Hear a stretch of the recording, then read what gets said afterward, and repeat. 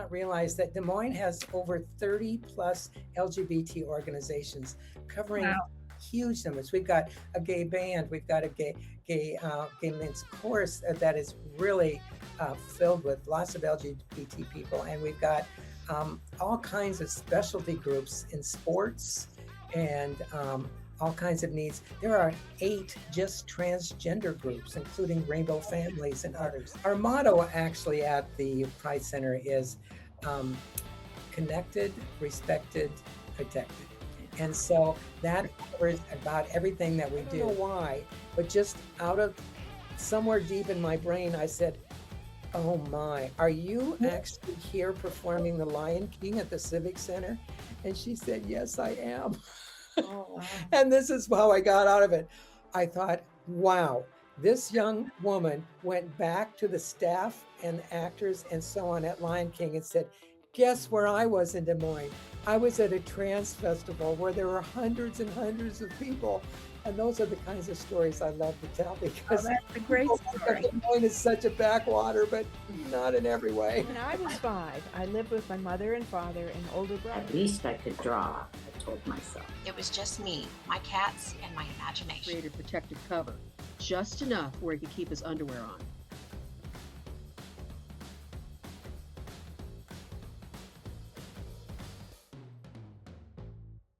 Tonight, we're honored to welcome 2 remarkable leaders from the Des Moines Pride Center, people whose work has shaped, protected, and uplifted LGBTQIA+ communities across Iowa. Rick Miller has been a driving force in Iowa's queer history for nearly 50 years, from marching in his first Pride Week in 1976 to leading organizations like the Gay Coalition of Des Moines, the Des Moines Men's Chorus, and the Gay and Lesbian Resource Center. Rick has spent decades building community where none existed before. He curated the acclaimed Evolution of the Revolution, 50 years since Stonewall exhibit, was named Capital City Pride's 2020 Person of the Year, and today serves as the Pride Center's archivist, preserving the stories, struggles, and triumphs that define Iowa's LGBTQIA+ legacy. Joining him is Sarah High, president of the Des Moines Pride Center and licensed master social worker and certified alcohol and drug counselor. Sarah brings 6 years of frontline experience in addiction treatment, mental health services, and crisis response. She currently serves veterans across Central Iowa VA and supports the community as a mobile crisis counselor with Unity Point Irely Ball. Her leadership at the Pride Center reflects her deep commitment to recovery, mental health, and creating safe, affirming spaces for LGBTQIA+ Iowans. Together, Rick and Sarah represent both the history and the future of queer advocacy in Iowa, and we're thrilled to have them with us tonight. So welcome to the podcast. Thank you. Thank you. It's nice to be with you.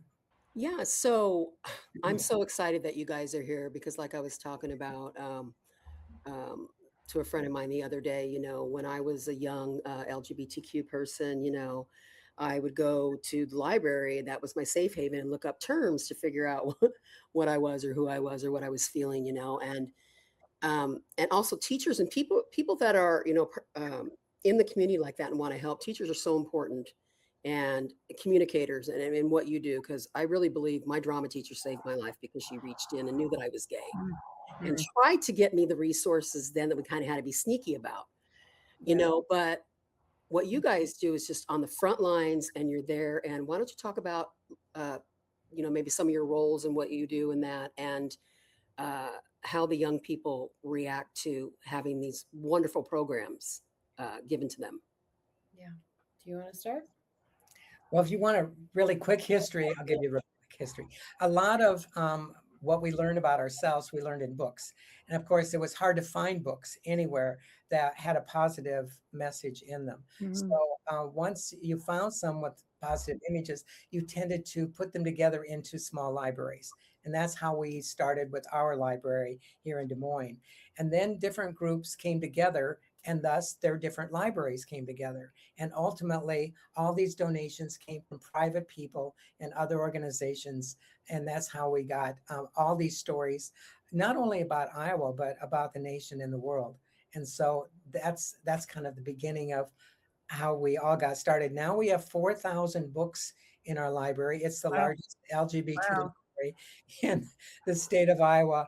And it's all of the nonfiction is Library of Congress. It's digitized, and all of the fiction is by last name of the author. So we've got an easy way to find things if people are looking for specifics, but oftentimes people just actually go through the stacks and just pull things that look interesting to them. We also have almost 80 books just for children. Now, these go from like early 5-year-olds up to 12-year-olds, and we have a young adult section too. So all this together gives us something to help many, many people, including a lot of books on transgender people and other issues involving history, religion, science, language, everything. So That's great. Fantastic.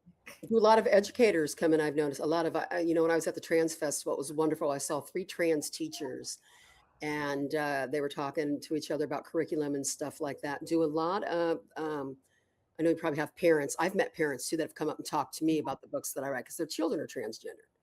oh, And so, do you have like a lot of parents and educators coming in to check out books along with young people?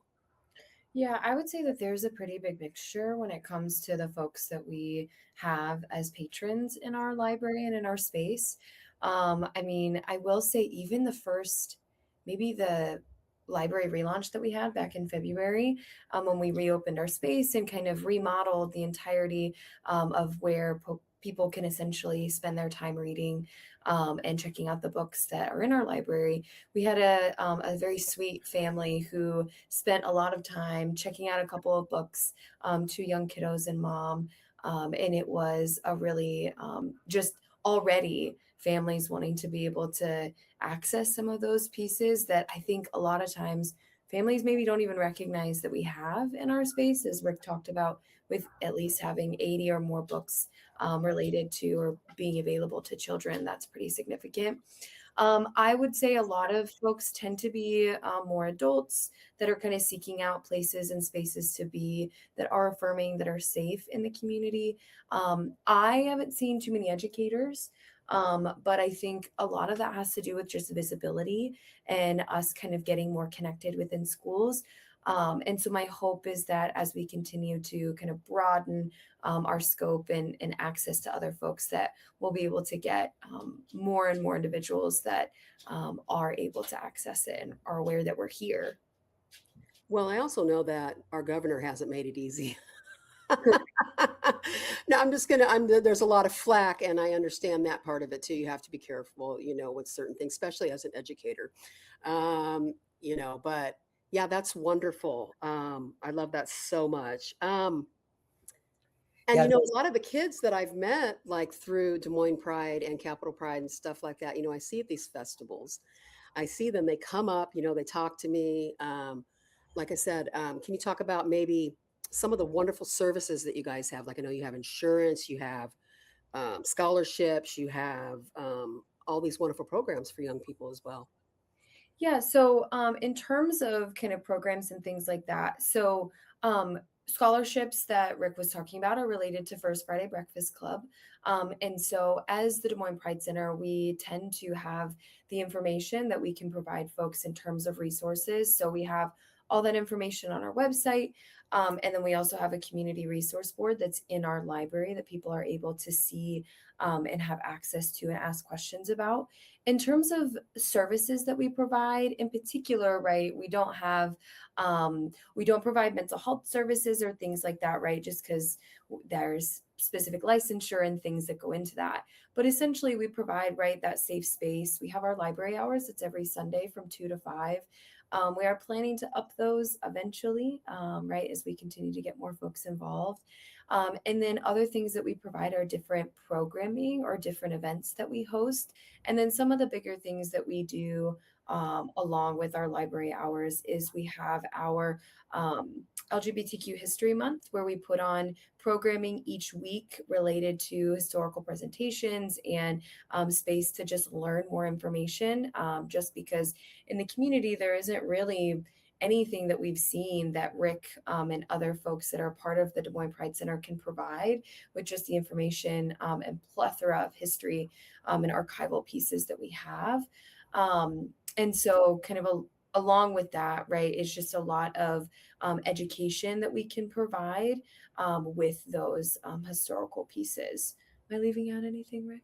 Oh, no, you've covered quite a bit of information so far. Our motto actually at the Pride Center is connected, respected, protected. And so that covers about everything that we do. And I know that from Santa Barbara and from Berkeley and maybe even somewhere in Kansas, you may not realize that Des Moines has over 30 plus LGBT organizations covering huge numbers. We've got a gay band, we've got a gay men's chorus that is really filled with lots of LGBT people, and we've got all kinds of specialty groups in sports and all kinds of needs. There are 8 just transgender groups, including rainbow families and others. So we may seem like we're out in the middle of nowhere. We're kind of the thing to be in Iowa. So, and Wow. Iowa, this Yeah, I'm learning on this podcast, so much because we kind of think, oh, it's all happening here. And no, that's not true at all. So, and 15 different cities in Iowa will have pride events this year. That's terrific.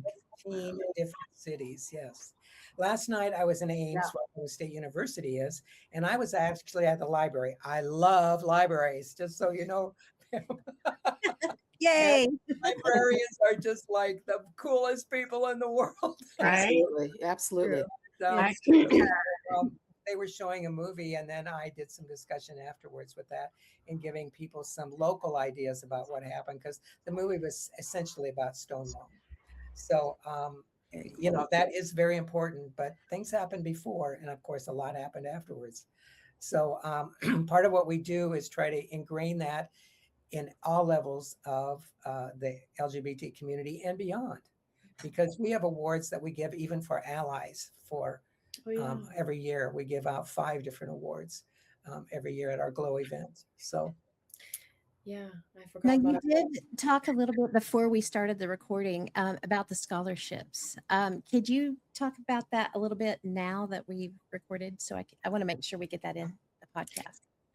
Well, that's not actually the Pride Center, but you want to talk about it? Oh, you can go ahead. Well, I'm on the board of directors for this group. It started in like 1996, I believe. They are actually celebrating 30 years of their organization.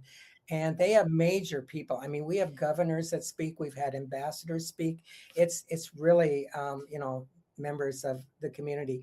But the scholarship program is probably the one that gives most notoriety, because not only do these students send in these applications for this scholarship, but then when they get these scholarships, we go out to their high schools and present in front of the entire public these awards.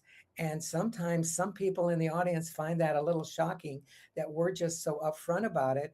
And it makes the parents come out if they haven't already. And it's just a way of saying, we support you. And $3,000 scholarships are kind of major. And I think, and almost every community in Iowa has had something either in their schools or close by in their schools. And that's with First Friday Breakfast Club. Yeah, So that is not our organization. Yeah, but we do partner very closely with all the LGBTQ community based organizations. And so First Friday Breakfast Club actually does a newsletter that's monthly, and we partner with them to be able to highlight a book that's in our library that folks are able to know about, and then able to understand when they're able to come and access it.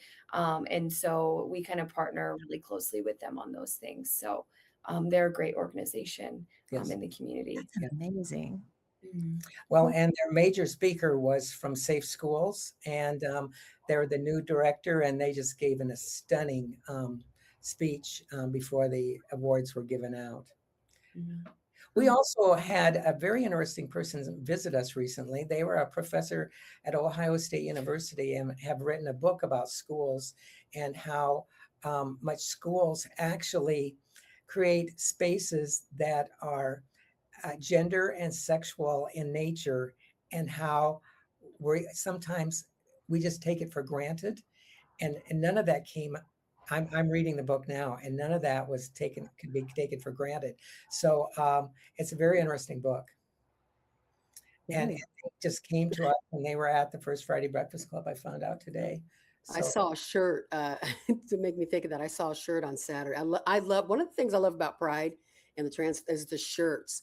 Some of the shirts crack me up. Oh, they're hilarious. They're political. Yeah. You know, it's hilarious. So I saw this one young man. He had a shirt on that said, "I may be an introvert, but I will discuss gender conformity with you."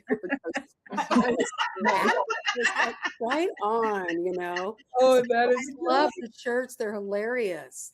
yeah. When we go to the Kings rallies here, it's all about the shirt watching. Yes. And Why don't you guys give us a little bit of your background, like Rick, you know, maybe where you went to school, when you realized maybe, you know, first coming out and how you navigated being a young queer person and when you were young, and Sarah, you as well. I mean, you know, with your history, I mean, you know, your past, if you want to talk about. No, you go Okay. first. Well, I grew up in a fairly small town near Sioux City, about 90 miles away. I Yep. went to UNI, which is University of Northern Iowa in Cedar Falls, which formerly was a teacher's college. And I got a degree in art education there. I then got a job in Newton. You wouldn't know where that is, but you may know or have heard of Maytag dishwashers and Yep. washing machines. Yeah, that's where they were made. Nice. Yeah. And I actually taught elementary art there for 32 years and just had a glorious time. Just trying to kind of stay below the radar at all times because there were times when I could have been exposed quite radically, and I did not want to have that happen. But there were people that could speak to media and so on, so I could pass that off to other people. I then got a master's degree in art education at the Iowa State University in Ames, and I also got a fellowship to study gifted education at the University of Iowa. And I always point out that not because I'm gifted, but so I could teach gifted children. So, Very cool. Yeah. and so I was living in Newton quite a while before I came, like 7 years before I came to Des Moines. I came to Des Moines in 1981. So, but my social life, because I was partnered at the time, we both came out to the gay community in Des Moines through the bars, and City Disco was a huge thing in the 70s. And so we made lots of acquaintances there. There were lots of parties, especially among the post-college crowd. We were kind of not really necessarily the elites, but we did a lot of the help with organizing in the early days. Yeah. So that's kind of a little bit of background on me. I want to give Sarah time. Yeah, so I've bounced around a lot in the Midwest. I was born in Illinois and then bounced to Iowa, then bounced back to Illinois, then bounced back to Iowa. And then I graduated from a small high school in Eastern Iowa. And then I ended up going to University of Illinois because I love Illinois and I have family that are in Illinois. And I wanted to go to college with my cousin. So I was like, I'm going to go there. And I didn't want to go where everybody else was going from small town Iowa, which was either University of Iowa or Iowa State. I wanted to kind of fly the coop from Iowa. And so I ended up getting my psych and sociology degree from University of Illinois. And then interestingly enough, I met my first ever partner in my entire life when I was 18. Gosh, was I 18? Yeah, wow. And they were female, so they're non-binary now, but it was very interesting. We met at a grocery store and I was a senior in high school. They were a junior in high school. And I remember going, oh, this is kind of different for me. And I'm like, wait a minute, what am I feeling? What am I experiencing? I had never, like, I'd always been like a lot of heteronormativity had been kind of just existing within small town. And so I'd never been attracted to the same sex. And so I was like, oh, in some ways, but never like in real life. And I was like, oh my gosh. So fell in love with them. And we spent 7 years together, but I actually ended up moving back to Iowa because they were going to finish out school at Iowa State. And I was like, I'll move back for you. I love you. And so I ended up coming back to Iowa. I've stayed in Iowa since, but it was a very much like I was in that committed relationship for 7 years, and it allowed for me to explore and understand me and my bisexuality and just who I am in that realm. And so I very much appreciate that relationship and what that gave me, and that wonderful human, and just all the different intricacies of also their journey on like non-binary and just what that looks like. And yeah, so that's a little bit about me. It's a little different. Providing therapy and doing all that fun stuff with veterans, but Yes, and I appreciate what you do for the veterans as well. I have gone through some mental health services, absolutely, at the VA, and there's some wonderful people there. And they actually sent me to an LGBTQ counselor. She was quite a bit younger than me, but I mean, I'm just saying whatever, that doesn't matter. But I'm saying wonderful, wonderful, very caring. And you would think, there's still a lot of in the VA is still a lot of where you have to be careful, but there's also like where it's like emerging into, we're all in this together, we serve together, and we're going to take care of each other. yeah. I wish that would, that Well, somebody else would think that, but we won't name any freaking names, will we? no, of course not. But Crap, dog. the military, particularly the Navy, Yeah. a lot of the studies, we cite them because they've done, because of so much, looking more closely at personalities, and they take care of their own. And so when I was in training, I read a lot of those studies that were done actually by the military. Yeah, and by no means am I representing the VA at all, but I also, one of the really cool things that I get to do at the VA is I'm the LGBTQ Veterans Care Coordinator. And so any vets that identify as LGBTQIA+, they're able to get connected with me. But again, not representing the VA, want to get in trouble in that capacity. But like that's another passion and an incredible opportunity that I get to have in being able to have kind of this as my kind of outside stuff in my life and my passion, but also being able to have that in my career and within that just space of providing also affirming spaces for folks that are in the military or getting out of the military. I didn't really talk about coming out of the closet. You didn't, Yes, right? I could just quickly say that I was very aware of myself at about the age of 13 or 14, and I was having some encounters. The weirdest one was actually with an older man, and most people think of that as being very awful, but actually it wasn't. It actually affirmed that I was okay. It affirmed that I wasn't alone, and it affirmed that there were others out there in my small hometown. And I was totally in control of that relationship. They never sought me, I sought them. So that's kind of how that worked out. Then when I went to college, I thought I could just overcome my homosexuality. Well, that didn't even last a semester. We tried. We gave it a good try. When I joined a fraternity and we're among all these guys, Yeah. As I went to the house, I thought, Yeah. but No, then- I had a similar, I went to a very small boarding school, in the 60s, and none of this was discussed. But I was with a friend about 5 years ago, and we were talking about a student we both knew, and I said, "Oh God, I think we all dated George." And Michael said, "Well, yeah, me too." And then we started realizing how many of us in a very small school were either gay, lesbian, or bi, or I mean, it was kind of across the board. And in the days when I was in high school, it was not spoken about. So we've come a long way. That's right. So from there, I started teaching, and I was living with my partner, and having a great life. And I actually had 1 year of college in which I left because I was dealing with the Vietnam War and getting drafted. I was dealing with my sexuality and telling my girlfriend I was gay and deciding whether I really wanted to be an art major. Oh, that was quite the year. Yeah. Yeah, I bet. So I got all those things kind of in line once I worked for several months in a factory and then thought, I will die here if I don't. If I This is not it either. right. Yeah. I don't know if they purposely told me the rottenest jokes they could think of just to spur me on or what the deal was, but that is what happened.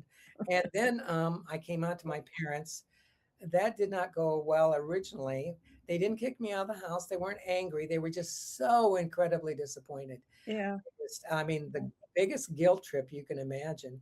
I know. And basically, I told them that I wasn't going to be there anymore, and they accepted that at the time, and everything went back to normal. And then when my younger brother asked me if what I thought about Anita Bryant in a trip home from university where he was going to school, I said, well, what would you think if you found out a member of your own family was gay? And he just looked me straight in the eye. I said, you are, aren't you? So then I had to go through the whole story of how I came out to my parents. We got to my hometown. He says, I'm not done asking questions. You got to drive around town until I'm done. And then after that happened, I didn't realize, but later on, without me knowing, he went to my parents and just raked them over the coals. Huh. How they treated me. And by the time I was, out and with several different partners at this point, my mother even came to the Gay Men's Chorus concerts that I was in. So, I mean, that's, when you think of unconditional love, you have to kind of I know. take a breath and realize Yeah, it does exist and it's a powerful thing. it definitely is. And I've worked with quite a few clients over the years talking about how they're going to tell their parents. And some of those stories are just horrifying and traumatic, and others are heartrending. Like, good in a good way, because I remember one client said, "Well, I told my parents." They say, "Yeah, well, we knew," and he said, "I didn't even get to have a big drama." Oh, yes. He was disappointed. They said, "Oh, yeah, we knew you were." That's what it was like with my, when I was 3 years old, I wanted to kiss girls. I didn't know why. And and by the time, I grew up playing sports, shocker, playing sports, playing with, Army green men, playing with guns and Evel Knievel and cowboys and Indians. And I always wanted to be the boy. I finally told my dad when I was 18, I remember he had a newspaper up and I said, Dad, I want to tell you something. He's like, yeah. And he's reading his newspaper. And I said, I think I'm gay. He goes, I already knew that. And his newspaper just sat right there, right up in his face, didn't say anything. My parents, they didn't kick me out. I was lucky as well, because some children get kicked out. They do. They do. They just kind of just let me be. Yeah. Until they found boys underwear in the laundry. And my mom was like, when I was 16, she's like, oh, Val, do you have a boyfriend? I was like, no, those are mine. She was mortified. She was like, but I was actually very lucky. Yeah, you were, but you know what? I feel kind of fortunate too, even though the two people I went to in my little hometown was a brand new Presbyterian seminary preacher, and he absolutely knew nothing about what to say about this. And I said, I'm okay with being gay, but I don't know how to help my parents with this. So he sent me to a family counselor, which I think often happens, but it was just a medical doctor. And when I went to him, he said, well, I said the same thing. I want to know how I can help my parents. And his reaction was, well, you might want to try having sex with women. They're soft and you might. And I'm driving home. I got no help whatsoever. And so that's why I just lied to my parents. It's one of the few times I just outright lied to my parents. Yeah. But Yeah. my father, who was in World War II, seemed to handle a lot better than my mother, who taught That's country crazy. school for 9 years. Yeah, So, it's very interesting because a mother or a father will handle it very differently. Yep. I've Yeah. had that experience Yep. through clients, and it's very interesting, and tough. yeah. And I think my father had more of a worldview. I mean, Yeah, he fought in North Africa and right. up the coast of It's just Italy. And help. That so, helps. yeah, he was in Ireland. He was in New York City. He was among all these men all the time. Yeah. He must have seen lots. My mother was almost incubated in a small country schoolhouse with children under the age of 12, Yeah. Yeah. Yeah, Yeah. and for me, yeah, my father was my father was okay with it, and my mother, my mom was like, I've been watching the Birdcage lately. I've just been cracking her. I've just been watching the bird and I cracking me gotta up. watch it again too. Like being hysterical, and that was my mom acting hysterical when I was like, "Mom, you have a gay brother. What do you what?" But my mom would just act like she was just all like being, embarrassed, be dramatic about it. But my dad didn't care, he let me when I was 7 years old, I'd run around in the yard with no shirt on. He just let me be me, and I'd catch frogs and stuff like that. I think that's true that one parent takes it better than the other one. Yeah, I think so. Yeah. Yeah. Yeah, my experience was interesting because it was more or less I came out, hey, I have a girlfriend. And yeah, I remember my dad, I told my dad, and we were laying in my bed, or I was like laying in my bed, and my dad was just talking to me, and I was like, hey, so I'm dating this, and then I said their name, and I have a girlfriend, and he was like, yeah, okay, so how are you gonna tell your mom? And I was like, Right to the point. Yeah. because my dad lived in LA. My dad has seen everything. My dad was in the military. I mean, again, like worldly, all that stuff. And so my dad had seen life. And my mom, who I love to death and is my hero, but I was a little bit nervous because I was like, well, my mom has all these dreams and expectations for what she wants her two girls' lives to look like. And so then fast forward, I told her like that evening, and she just was like, oh, okay. And it was just kind of neutral. It wasn't like, oh, like bad. And it wasn't like super positive. So I was like, oh man, like, and I felt really sad about that. And then fast forward, my girlfriend then got kicked out of their house when they turned 18 because they were dating me. And so they lived with my parents. Oh my.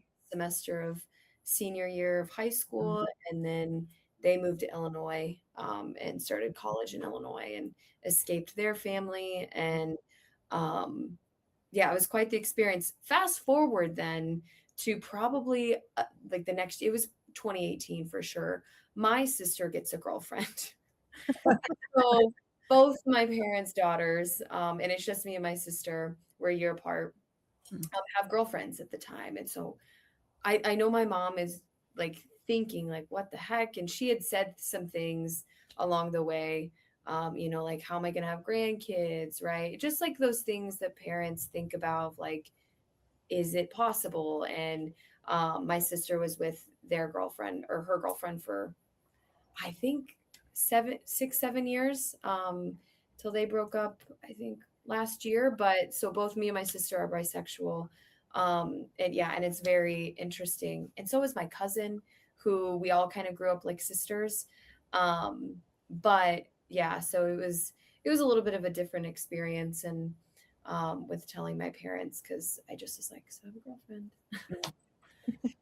What's funny is I think that that's interesting because the kids nowadays, I've said before, just so welcoming, so kind. But Rick, we were gay when it wasn't cool. When you got beat up, okay, you got beat up. Yes, yeah. You got beat up, and I'm not trying to minimize your experience at all, Sarah. That's not what I'm trying to do. I'm just trying to say that, it was just dangerous. It was almost it was dangerous. dangerous. It was dangerous.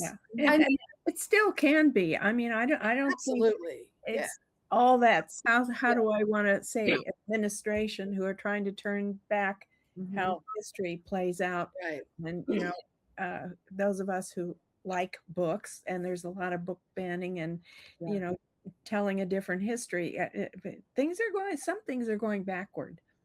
Yeah, I will say too, like for our experience, like when I was dating my previous girlfriend, like it was like our relationship first started, like we hid it for Mhm. like a very long time. We had a couple friends that would like help cover for us, and we Mhm. were just really close best friends, and so then nothing would get out. And we did have some bullying when we went to prom.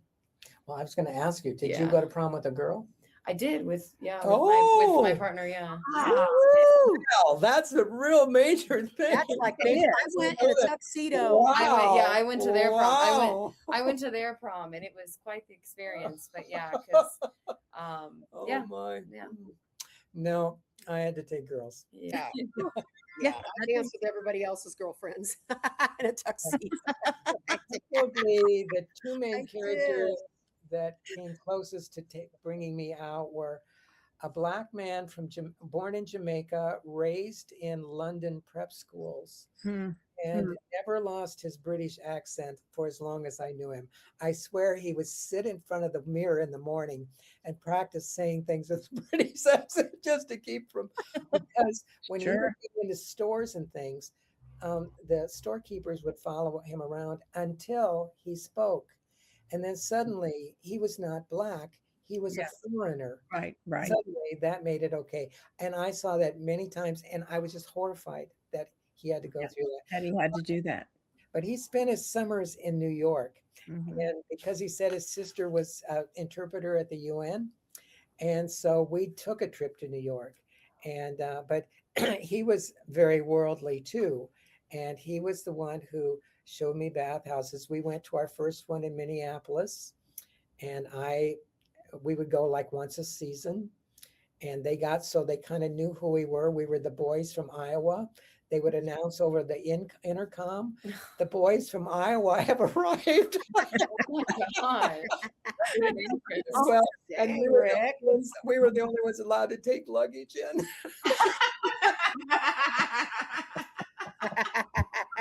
And one night I was rather, I don't know, aggressive or whatever you want to call it. And I was with quite a few different guys, but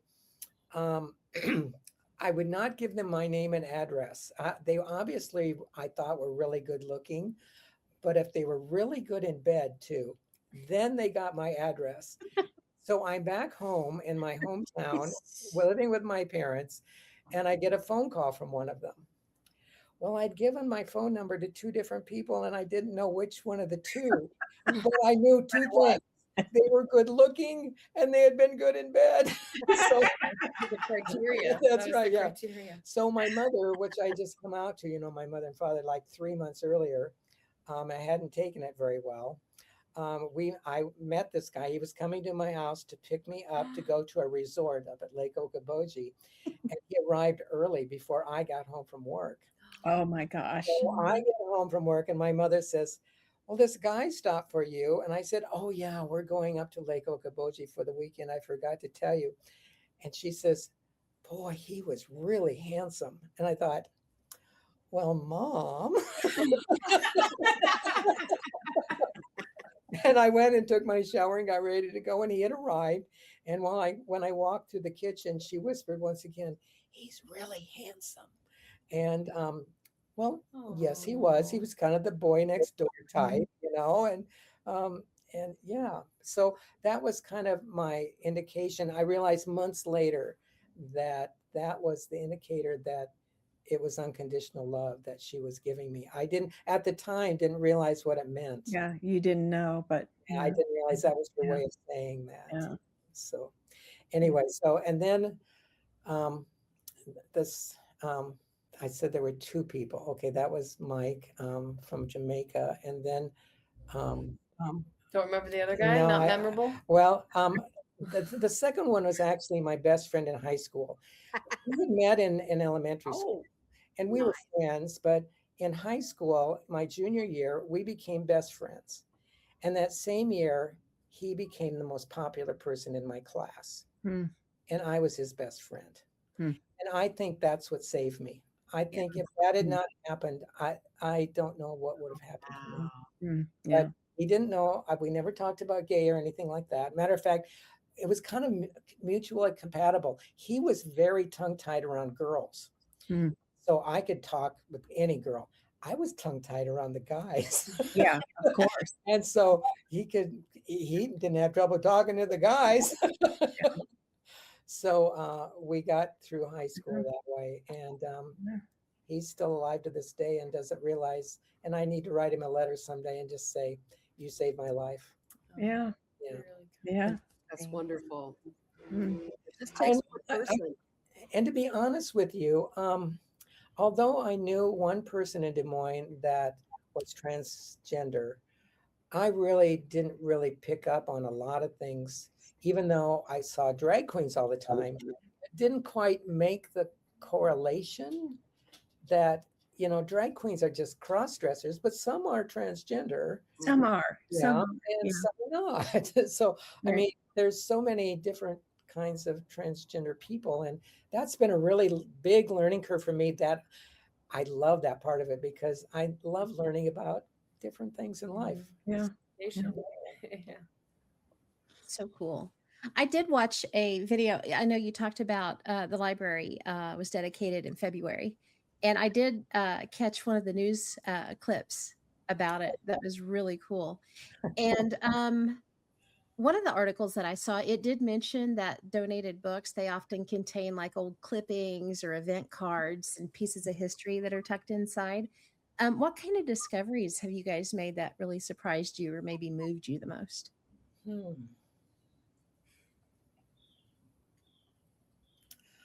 my gosh. I can't think of anything specifically right off, but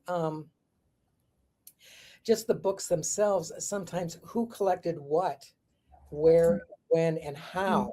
Mm. It's kind of the indicator of what made them interesting. Mhm. Sometimes it could be something written in the margin too. So, yeah. Right. Yeah, we were very concerned at one time that books were being taken out of the library by the Christian right and they were getting rid of them. Oh, I'm sure there were. I'm But sure no, that happened. that is actually not what we found. We found out that our own community was taking them because Oh, they didn't want their name printed as checking that book out. Or they would steal it rather than check it out. wow. Okay. And so that was a big thing for me. I never thought about that angle of it. Yeah. Yeah. Yeah. So that's just how crazy it was back then, trying to even get information. Yeah. Yeah. You want to be associated with a certain book you checked out. Mhm. Yeah. So, but of the books we've got, I think we've got quite a variety. And I found that interesting too. So even among the books we have on transgenderism, I think are really incredible. And then we've had some speakers too. We recently had Brandon Robertson. Are any of you familiar with Brandon Robertson? No, I'm not. He does a lot of podcasts now. He's a minister from Brooklyn, New York, at a UCC there. And he's not taking any of the charges that are biblical about gay people. No, he's undermined all of them. And the latest one is, do you remember the story of Joseph and the amazing Technicolor dream coat? The word has actually been mistranslated. It's not coat, it's dress. And when you think about that and this father that made this beautiful dress for his son because he loved him so much. And then his boy went through the streets of town dancing in his beautiful dress, much to the horror of his older brothers. You kind of get a sense of what that story was really about. And once again, absolutely about unconditional love. And that's not necessarily how that's been interpreted. No, not at all. So there's still new things to learn everywhere. Yeah, for sure. I love the Native American approach. I've read a lot of books by Leslie Finnenberg. He's passed away now, but transgendered man and how he dressed for survival in the factories. He was born in 1949, Jewish and transgendered, and was raped on a football field by a bunch of boys. She was at that time, and then had reassignment surgery and all that, and then just about, then wrote a book on the Native Americans and how two-spirited people, and how interesting, Yes. just Yeah. gone down the rabbit hole on that, the two-spirited Right. people, Yeah. that shamans were revered, and people that were two-spirited were revered because they had the Yeah. insight of both Have feminine. both the masculine and feminine. Yeah. Yeah. Yeah.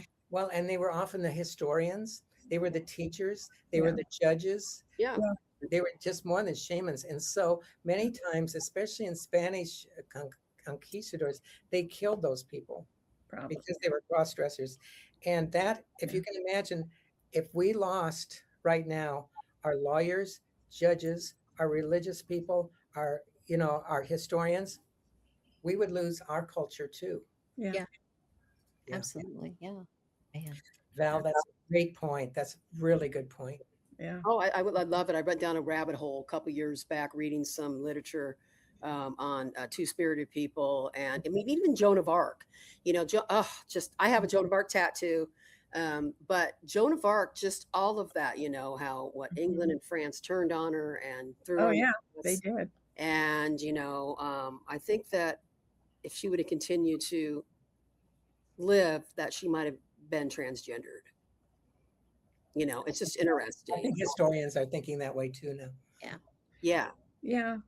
In my third book, I talk a lot about Geronimo and the Apaches, and there was a woman. Her name was Lozen.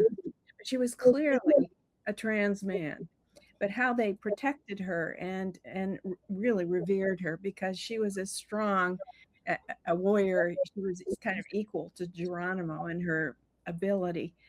So I did a lot of research on her, and very little was known about her until much later. When she was alive, she was very protected within the tribe. Yeah. Yeah.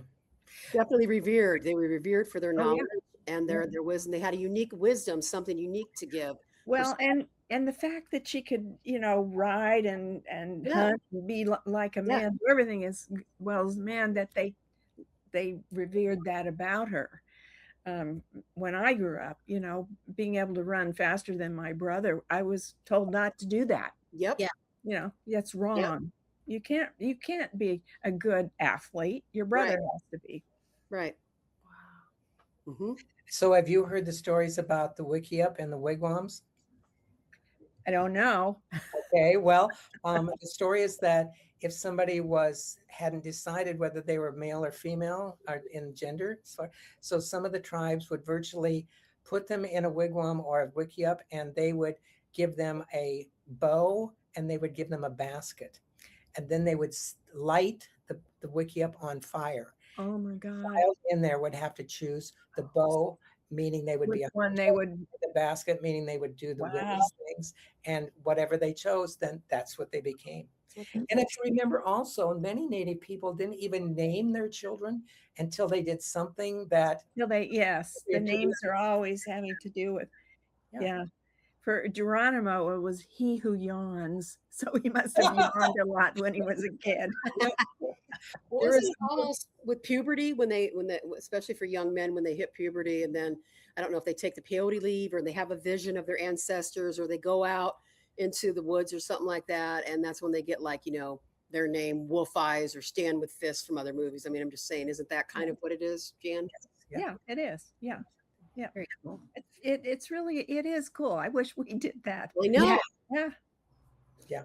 Yeah. or at least we're a little more fluid in our thinking, at least. Yeah. Yeah. There is a movie that came out in maybe the late 60s, early 70s. It was called Little Big Man. It starred Dustin. Oh yeah. I remember that. And in that movie, if you recall, he talks about a Native person that would sleep with the men and the women. And that's was the most open I'd ever seen that kind of thing treated. And there was another person in there that was considered whatever you said, they would say the opposite. So if you said hello to somebody, they would say goodbye. You would say anything. You would say, what do you call that kind of a person? Defiant? No, it starts with a C. It's a Yeah. Yeah, well, it's contradictory, and you know, Yes. Yeah, yeah, they were contradictory personnel. Yeah. yeah, yeah, Contrary. They were considered a contrary. yeah. Yeah. We've got a few people today living that are contrary to everything. You know what? Yeah. That takes some work if you think about it. Yeah. I can talk about a couple political figures and I think, well, I would do this, so I know they will do the opposite. They Right. will do the opposite. So, yeah, lots of ways to learn today. Yeah, there is. Are. We're starting to wind down here. We still got some time, but I wanted to talk about a little bit about maybe Pride this weekend, you guys, and what you're going to be doing there, and what can we be looking forward to in the future from Des Moines Pride. I know June 28th, you guys are having a writing workshop, and somebody else is facilitating, but I just might come down and write with you guys. I'm excited. Yes. So we are going to be at Capital City Pride's Pride Weekend, June 12th to the 14th.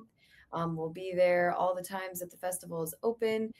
We are planning to have some archival pieces available to see, to learn about. And then also we're going to have obviously books that folks can see and just be able to understand some of the things that we have in our library. And also being able to highlight some of those events that are coming up. So Writers Workshop on June 28th, and then our library hours that are every Sunday from 2 to 5, besides this weekend, just because we're going to be at Pride all weekend. So we won't plan to have anybody kind of tucked away in the library right now as we're celebrating. And then our kind of big events that we have coming up are our LGBTQ History Month, so which is in October of this year. So we'll plan to have kind of a lineup of our events kind of coming up soon, have those out before so folks can kind of get those on their calendar. And then we always, Rick had mentioned a little bit earlier, was our glow ceremony. So our glow ceremony is usually in May, where we are able to award 5 different either organizations, community orgs, nonprofits, or individuals that are advocates and activists here in the community, to kind of highlight them, celebrate them for the LGBTQ community. And we actually had it at Platform this year. We kind of did it a lot different this year than previous years. And it was a drag kind of brunch fundraiser award ceremony. It was a lot of things in one, but I think that it was a really good opportunity to showcase the incredible performers and also the activists, advocates, and leaders that we have in the community. So those are kind of the big things. And then just kind of continuing to look out for some of those smaller events and partnerships that we do with other organizations in the community. And also author talks for folks that are obviously Val, right? We've had you as an author before. And then some other authors that we've had in our space, and being able to kind of continue to partner with folks in the community. So We've had quite a few author talks, and that's one of my favorite things to do because you get interviewed and you get to ask the authors all kinds of great questions. I bet. And one of the things that as an archivist, I'm pulling out a bunch of really old items from former Pride festivals. You know, Oh, they started out very, very small, 25 brave people walking down the streets of Des Moines. And gosh. now they're 5 deep on each side of the street. amazing. Yeah, the parade lasts around 2 hours.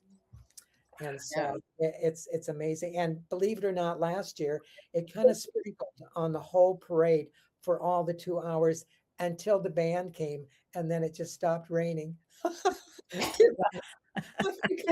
can't make this stuff up. It's like, No, you can't. The Trans Festival has grown substantially as well. I remember when it first, in its infancy, was 2019. I was there. There was only like about 15 of us there as vendors and whatever, you know. And then now, I mean, my gosh, in 7 years, it has grown exponentially. I mean, it's huge. yes. And they had remodeled the entire bottom floor. So all of the new flooring, all the new paint, and air conditioning. Oh, it was really fine this year. Yes. Can I tell my favorite story real quickly? Absolutely. I often ask when people come up to the Pride Center, because we've got all these transgender books and things out, I said, so where are you from? And sometimes they have actually said they've been traveling 4 hours, 3 hours, and so on just to come to this trans festival. And it just kind of blows my mind. So there's this young, beautiful Black woman standing in front of me. And I said, "So are you from Des Moines?" And she's looked at me and she kind of said, "Well, no, not exactly." And all of a sudden, I don't know why, but just out of somewhere deep in my brain, I said, "Oh my, are you actually here performing The Lion King at the Civic Center?" And she said, "Yes, I am." Oh, wow. And this is how I got out of it. I thought, wow, this young woman went back to the staff and actors and so on at Lion King and said, "Guess where I was in Des Moines? I was at a trans festival where there were hundreds and hundreds of people." And those are the kinds of stories I love to tell Oh, because that's a great people think story. that Des Moines is such a backwater, but not in every way. I think it's amazing because you know, we're lucky we have a Democrat for a governor in Kansas, but she's getting vetoed left and right on everything, which sucks. And I know you guys struggle with the political scene in Iowa as well. Red state, yeah. Yep. Yeah. So I think it's amazing that the pride events continue and the trans events continue just to bloom, and you know, it seems like they grow every year, and we're seeing that down this way too, and I absolutely love it. And Yes. it, you know, it started out with you brave guys, you know, walking down the street, and Well, and it took a lot of allies ultimately. And so what's going to happen on this Sunday coming up is 25 local LGBT supportive churches are going to have their worship service. That also started out very, very small, maybe 25 people.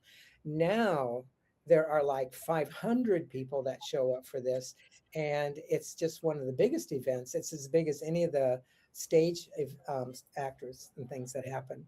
So things are changing. I wish they'd happened faster, yeah. but you know, I grew up Methodist, and I said it took them 50 years to decide that gays were okay. That would have been my entire lifetime. Right. So It takes an entire lifetime sometimes, it seems, Yeah. to make changes, you know, and that's why it's disappointing. You know, I told you I talked to a young trans boy that got kicked out of the military, and I was talking to him. I said, "It's not safe to be in right now. Consider yourself lucky." And he's prospering now. He's becoming a fireman, and he came and talked to me, and he bought a couple of books off me. He's so adorable, and his name's Hunter. Aw. He's Oh, written 3 books, you know. that's fantastic. I Yes. know, and yeah, it's just wonderful to see all the eclectic books that you guys have in your library. And I know, Pam, you dig that too. And like I said, librarians are the gatekeepers. We love them, you know, and I guess we're starting to wind down here. So, Yeah. all right, Pam, go ahead and you can take us on out. So again, we want to thank you for being here this evening. This has been an excellent conversation, especially with it being Pride Month. It was perfect time to do it. It's been wonderful to meet both of you, and we really appreciate your time. So thank you for being here again, and we will see everybody next time. Thank you. Thank you, Val. Thank you, everybody. Welcome.